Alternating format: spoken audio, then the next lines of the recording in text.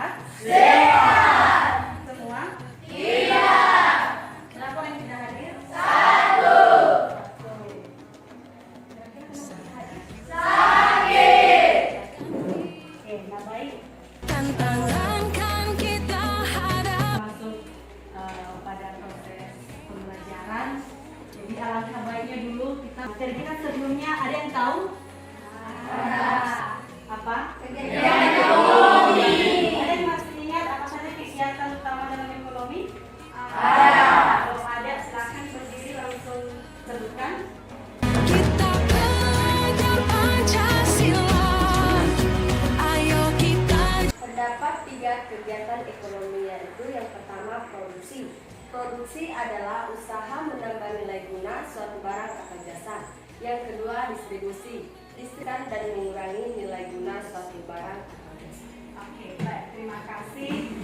Nah, jadi materi baru itu harga yang Tentunya harga pasar. Nah, sebelum Ibu menjelaskan apa itu harga dan bagaimana proses terbentuknya harga itu di pasar, saya mau dulu. Jadi silakan di sini sudah tersedia stick-note, silakan ambil.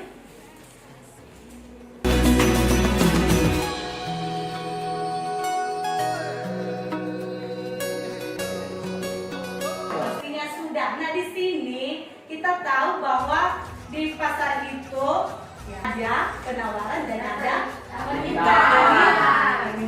Kalau permintaan kita bisa melihat dari sudut pandang konsumen, sementara penawaran kita bisa melihat dari sudut pandang produsen. Nah, pertanyaannya sekarang, Pancasila. Ayo kita jaga untuk Indonesia. Kita belajar Pancasila. ada langsung ditempel. Kita belajar Pancasila. Ayo kita jaga untuk Indonesia.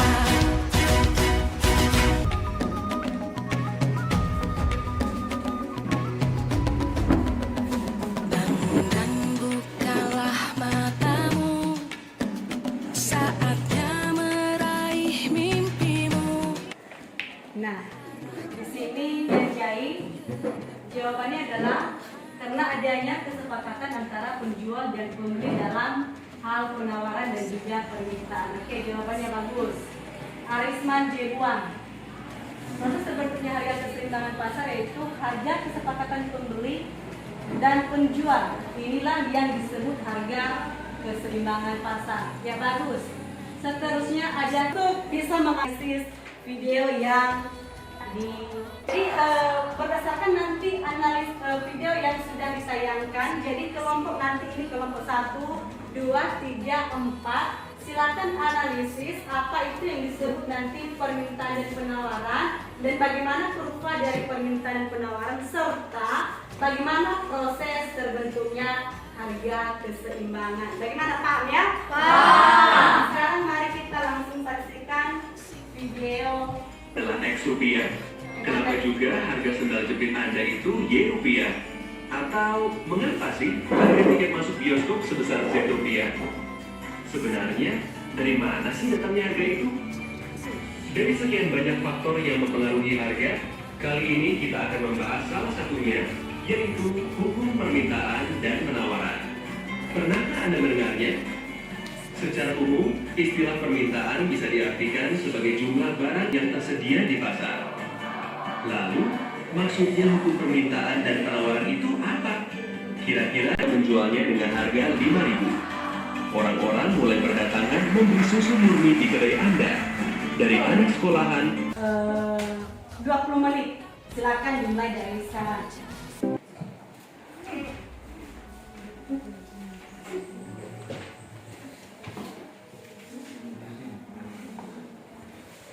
Silakan kelompok 1. Baik, kami ada pertanyaan dari kelompok 1 untuk kelompok 3.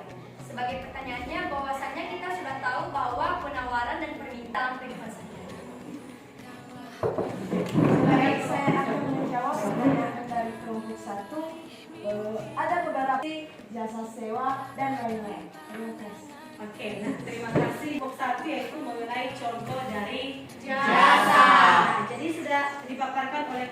satu bahwa jasa itu tidak terlihat, namun manfaatnya bisa dirasakan. Sudah diuraikan tadi contoh-contohnya, misalnya jasa transportasi, jasa salon, jasa sewa dan lain sebagainya. Oke, ada lagi yang mau membacakan hasil diskusinya selain dari kelompok 3 atau misalnya ada, dipersilakan. Baik, kami akan menjelaskan tentang pengertian permintaan dan penawaran. Permintaan adalah jumlah barang atau jasa yang dibutuhkan oleh pembeli, sedangkan penawaran adalah jumlah barang dan jasa yang dimiliki oleh di pasar. Ada beberapa hukum permintaan, yaitu menyatakan bahwa jika tingkat harga naik, maka jumlah barang yang diminta akan turun. Sebaliknya, jika harga turun, maka jumlah barang yang diminta mengalami kenaikan.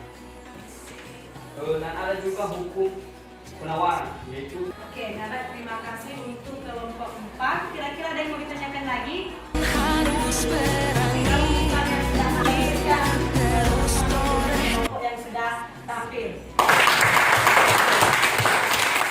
Oke, nah, jadi berdasarkan hasil diskusi dari kelompok, kita bisa mengambil suatu kesimpulan bahwa permintaan itu merupakan jumlah barang dan jasa yang mampu dan ini dibeli oleh konsumen dalam berbagai tingkat harga.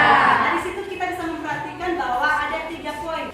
Itu dari sisi permintaan. Ya, sekali lagi bahwa permintaan itu bisa dilihat dari sisi konsumen. Sementara penawaran itu terlihat dari mengenai produsen atau perusahaan adalah perusahaan atau penjual.